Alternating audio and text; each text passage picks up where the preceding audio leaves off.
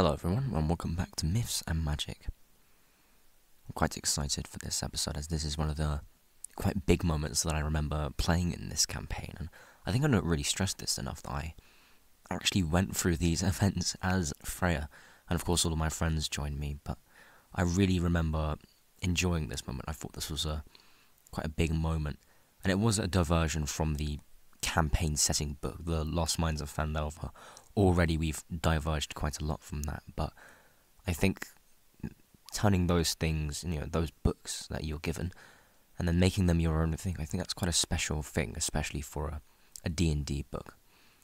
As usual, I hope you enjoy this episode, and just sit back, relax, and enjoy. Freya was the first to awake, the sounds of his rustling running down the cave and echoing. The cold bit through with icy hot teeth. No life dwelled down here to serve as food, so they brought out their rations, hard tack and berries.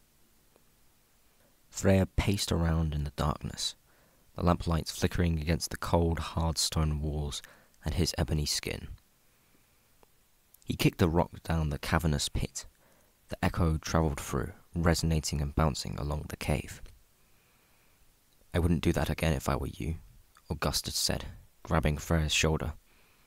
"You don't know what ancient things lurk here." He retraced himself back to his sleeping bag. Instead of taking this how a normal person would, Freya felt curiosity spark up from him, an urge to find out what creepy ancient things lurked within the caves.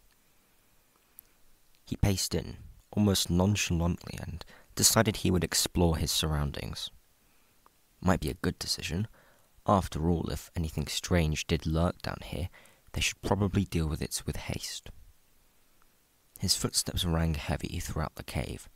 He kept going for only 5 minutes or so until he stumbled across something. 2 pillars leading to a pathway. Man-made. Freya held up his right hand and casted dancing lights. Illuminated before him were the pillars, and in the light he could tell they were fashioned in formulated piles of skulls. The path continued onwards before fading into darkness. Augustus, Ronarth, and Bellicor were met with Freya slightly dirtied. "Hey, guys, I think I found something." Alert, the other two sat up. "You know that guy pointed towards the mountains when we asked where Nezra is?" "Nesna," Augustus corrected. "Oh, whatever, the Black Spider. I think I might have found his base of operations." "Did you see anyone?" asked Ronarth. "No, just this long hallway. It looked dead, but I reckon this is the place." "Come on, why don't we get our gear on and go?" "I'm tired," Ronarth said. "And I don't feel like getting lost today."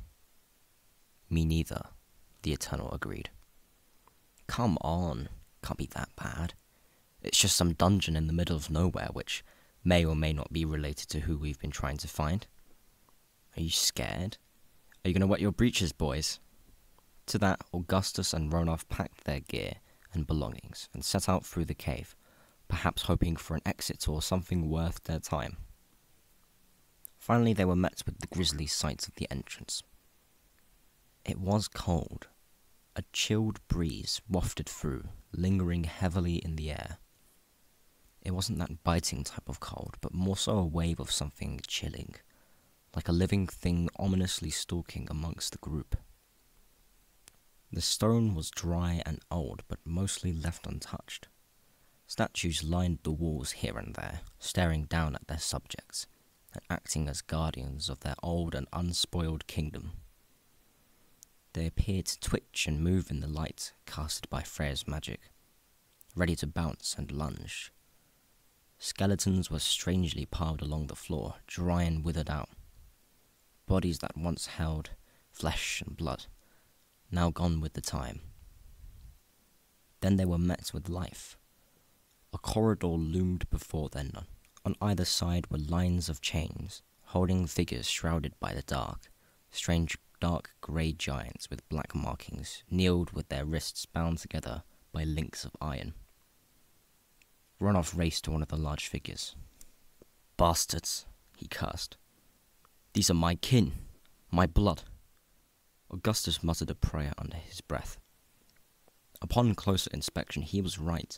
About 50 Goliaths were chained to the wall, in this room alone. Most of them had streaks of red across their bodies, scars and lash marks. Ronov tightened his grip on the leather wrapping of his battle axe. I will ruin whoever did this. Suddenly, unbeknownst to anyone, a large hand grasped around Ronov's head and flung him down the corridor. Ronov's heavily built body slammed against the wall, cracking the stone. 3 figures stood before Freya and Augustus, blocking the way to reach Ronov. They were far larger than Ronov or the rest of his kin.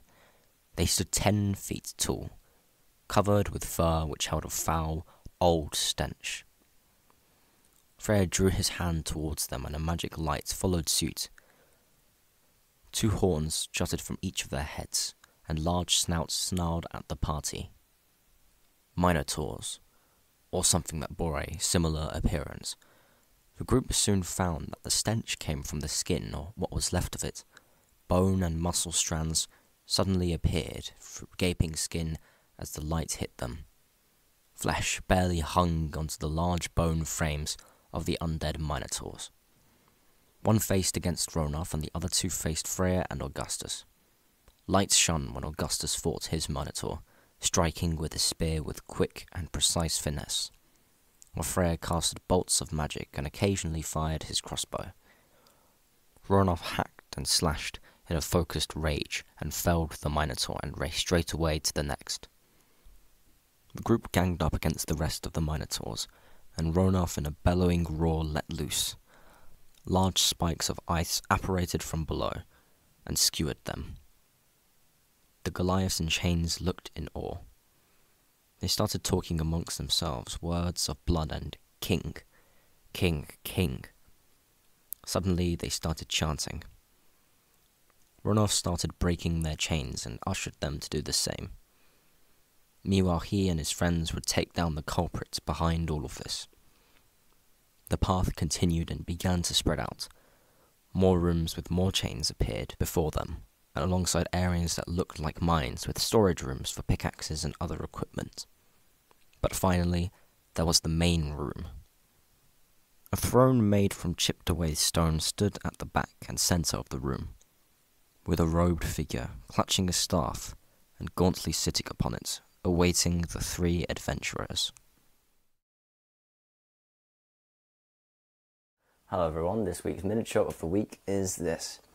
I use this as a mounted Elrond for my Rivendell army for MESBG. But in actuality, it's one of the twin models, the mounted twin models.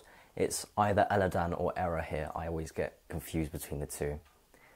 And painting the green on his lower half of the cloak there, I thought that was quite a nice switch up from doing a lot of blues and blacks that I do mostly for my Rivendell army, and the greys as well.